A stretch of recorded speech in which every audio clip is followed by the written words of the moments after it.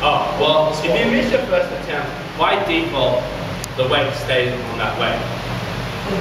And you can go up if you want, but you cannot go down.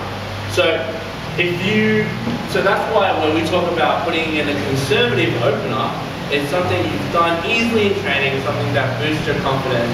Don't be like, oh, I reckon that's my max because I've done 170 for 3, therefore on a day at the gym, I reckon I'll max with 180. Okay, I'm going to open at 180. What's most likely going to happen is you're going to get crushed by that 180 and you get 2 more attempts at that 180, and because you've got crushed in the first attempt, the confidence isn't going to be very good for your 2 or 3 and you're going to bomb out. Bombing out in a competition instantly disqualifies you from this competition because you will not have a total score. Right? In powerlifting, you are actually still allowed to keep on lifting just for the sake of participation, but in weightlifting, you just stop lifting. Okay, so with any other questions? Well, Henry, so how does it look when you add on weights in second and third progression? What do you mean? Like, after your first open up, yeah. How does it look afterwards? Okay, so after you finish your lift, you'll go onto the judges table where your form for your attempts will be there, and then you write in your new number and you tell whatever person, because for the next round they'll have to regenerate the lifting order again. It will most likely be about the same order, so if you went first in the flight because you had the lowest weight, then you're probably gonna sort of still maintain that.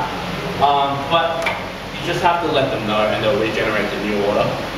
And okay, so the other thing is this is for more of the organization of the event. Like last time, we're gonna break it into 2 flights because there's no point getting a person that's squatting, for example, 80 kilos, putting it in the same flight as a person that's squatting 225. Okay?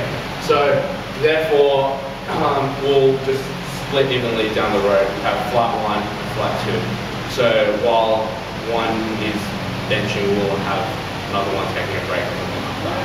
So, then we can have sort of more smoother sort of running of the event and just more efficient. Okay, so that goes in terms of composition structure. So now let's talk about the lifts themselves. So for the squat, a couple of rules. For the squat, I don't know if resources will allow that, but we're going to have three judges. So 1 judge, 2 on the side, 1 in front. So the one in front is the head referee. So there's a couple of criteria. You get, number 1, you get a command to squat. So for example, the command to squat can only be given once you have walked out of the rack and you're stable, right? As in a starting position. The command will not be called if you're getting the weight out and you're like still shaking as you're standing, but you're like, I'm ready, I'm ready. It will not be called, okay? So until you've stabilized yourself, it will not be called. So it's the squat command. So the judge will say squat and then you descend. If you make any form of descent and then a double take, it will be disqualified as a sort of a no good lift. So the squat command.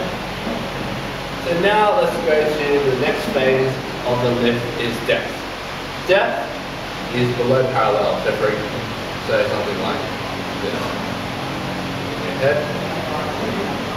That's got to be the minimum. Like IPF is fairly stringent on depth. Just parallel is usually not good enough. And usually the depth is called mainly by the 2 side judges. Okay, so